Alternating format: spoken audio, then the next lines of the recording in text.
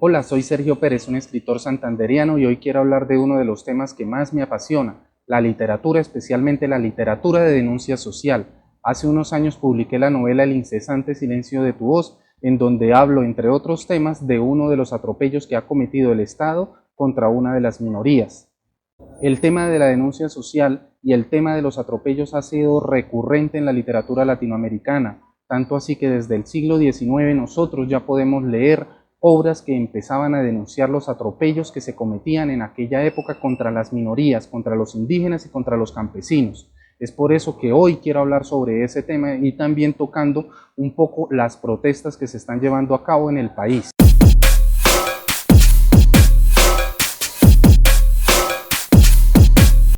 La primera es obviamente del siglo XIX, cuando se da un incremento en la narrativa colombiana con la publicación de novelas por entregas. Su tema central son todas las injusticias cometidas contra los indígenas de la época de la colonización.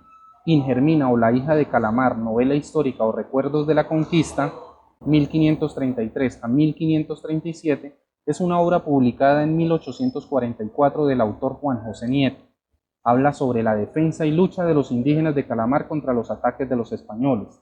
La novela es también un gran recurso para los historiadores porque cuenta la vida y las costumbres de los indígenas de la costa atlántica y cómo estos fueron acomodándose a la cultura europea hasta su desaparición. Esta obra es grandiosa porque desde el siglo XIX ya se empiezan a mostrar los atropellos que cometió el Imperio Español contra los indígenas de la costa atlántica. A comienzos del siglo XX se publicaría La Vorágine, otra gran obra de denuncia social sobre los atropellos cometidos contra los indígenas. Se publicó en 1924 y su autor es José Eustacio Rivera. Básicamente es la historia de un hombre que busca a su pareja en la selva del Orinoco. Allí él descubre cómo se explota laboralmente al indígena, de forma cruel y despiadada, por parte de una empresa multinacional.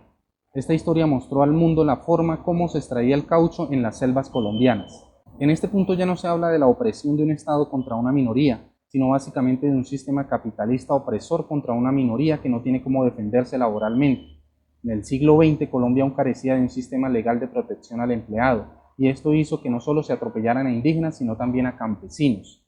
Y esto llevó a Gabriel García Márquez a representar en 100 años de soledad el asesinato de miles de campesinos por parte de una multinacional extranjera, que no permitió la protesta justa de sus empleados, cuando estos solo pedían que se cumplieran sus derechos.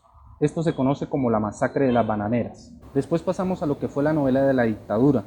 Latinoamérica desarrolló este tipo de literatura como si fuera parte de su esencia natural. Es un tipo de literatura especial que nace debido a las condiciones sociales y culturales propias de los países latinoamericanos. El dictador es un personaje que representa muy bien a nuestros líderes políticos que buscan solo su acomodo y su bienestar.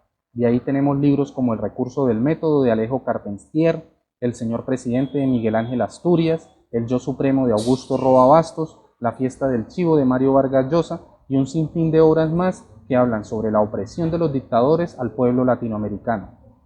En la descripción de este video dejo un link hacia mi blog en donde hablo más sobre estos libros y sobre la forma como la literatura representa a los líderes políticos corruptos.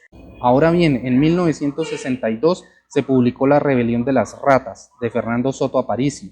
Es una obra que muestra el despotismo de dirigentes capitalistas contra obreros sindicalistas.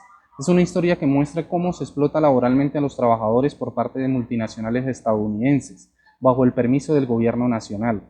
En esta obra se muestra cómo en Colombia no había leyes que favorecieran al trabajador. Su personaje principal tiene que sacar adelante a su familia con un salario mísero en un ambiente caótico de explotación sin derechos sociales.